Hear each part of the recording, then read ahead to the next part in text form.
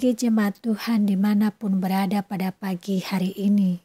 Salam hangat dan salam damai sejahtera bagi kita semua. Mari masuk dalam renungan firman Tuhan pada pagi hari ini. Terambil dari Bilangan pasal 14 ayat 9. Demikian tertulis. Hanya janganlah memberontak kepada Tuhan dan janganlah takut kepada bangsa negeri itu. Sebab mereka akan kita telan habis. Yang melindungi mereka sudah meninggalkan mereka. Sedang Tuhan menyertai kita. Janganlah takut kepada mereka. Saudara, dalam realita hidup rumah tangga ada saja permasalahan yang muncul hingga berujung pada pertengkaran. Terkadang pertengkaran itu hanya dimulai dengan masalah yang sepele. Dan dalam hal ini kontrol diri memainkan peranan yang besar. Dalam kontrol diri yang lemah, masalah kecil bisa menjadi masalah besar. Ia ibarat bola salju yang tadinya hanya sebesar bola kelereng kemudian menggelinding ke bawah tanpa arah. Sampai di kaki gunung, salju yang tadinya kecil kini sudah menjadi bola besar yang siap menghancurkan dan memporak-porandakan.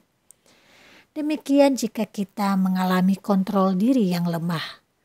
Akan tetapi yang terjadi sebaliknya, bila kita memiliki kontrol diri yang baik, dalam pengendalian diri yang benar, masalah yang besar bisa menjadi kecil.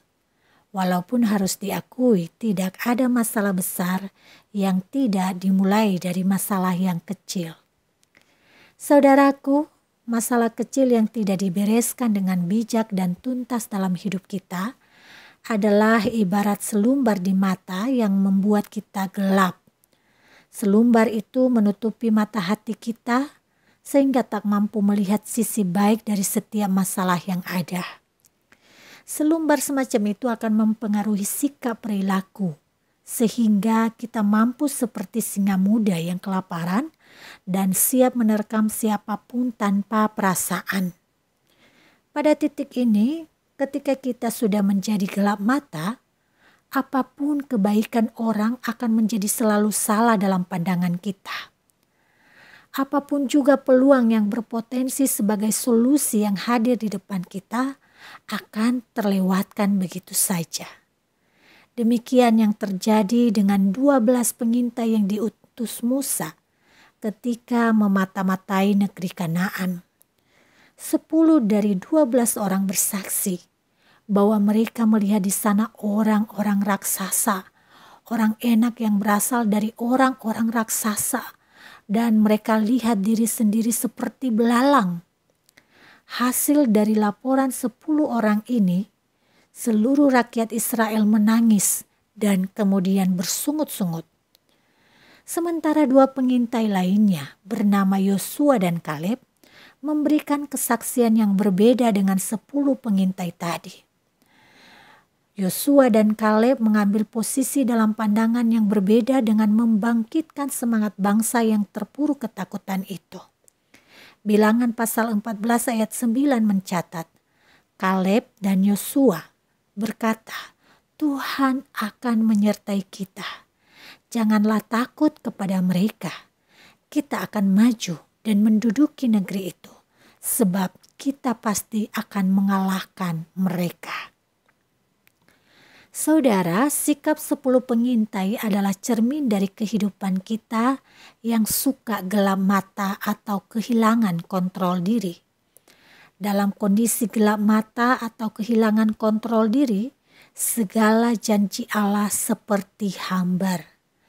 Dalam waktu tertentu kita begitu yakin bahwa Allah adalah Maha Kuasa, penyertaannya sempurna.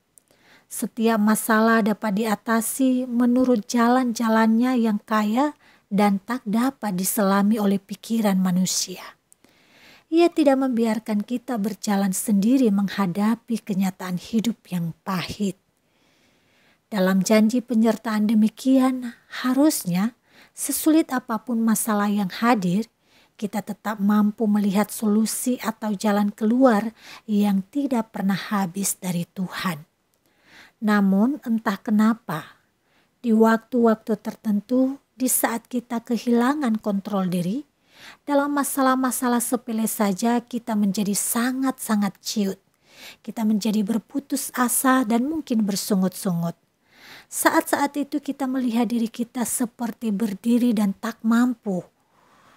Ya, sama seperti 10 pengintai tadi. Mereka melihat diri mereka seperti belalang.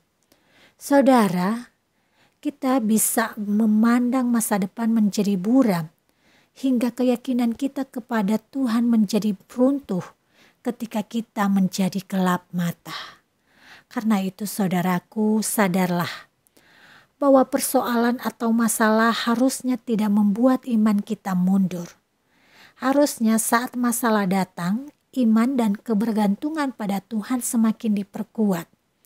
Seperti Yosua dan Kaleb, melihat masalah itu sebagai batu loncatan untuk mencapai sukses.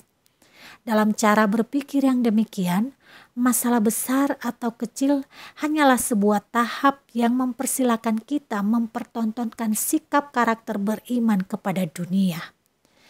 Jadi saudaraku, marilah kita bergantung pada kekuatan Allah yang kuat dalam menghadapi masalah besar atau kecil dalam hidup ini.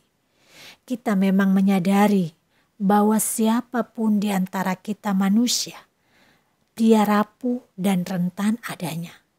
Namun kesadaran itu bukan untuk menggelapkan mata kita, tetapi menghantar kita pada sikap bergantung penuh pada janji dan hikmat Allah. Karena itu janganlah lepaskan Tuhan dan jangan tukar Tuhan oleh apapun juga. Melalui iman, Tuhan melapangkan kehidupan kita sebagai orang percaya yang berkenan kepadanya. Kita wajib bersyukur punya Allah yang terus memberikan janji penyertaan dalam setiap situasi yang kita hadapi. Dari janji-janji itu juga kita tidak terpuruk dalam keputusasaan. Janji itu memberikan harapan. Karena itu janganlah gelap mata. Tuhan masih layak jadi harapan. Mari kita berdoa. Terima kasih Tuhan, pada pagi hari ini kami diberikan firman Tuhan yang menguatkan hidup kami. Mampukan kami melewati tahap dan penggalan hidup kami dengan sikap bergantung seutuhnya kepadamu. Banyak yang membuat kami takut akan hidup ini, tetapi janji penyertaan-Mu meneguhkan kami. Biarlah hari ini kami bisa lewati dengan pengharapan yang penuh kepada Tuhan. Di dalam nama Yesus Kristus kami memohon.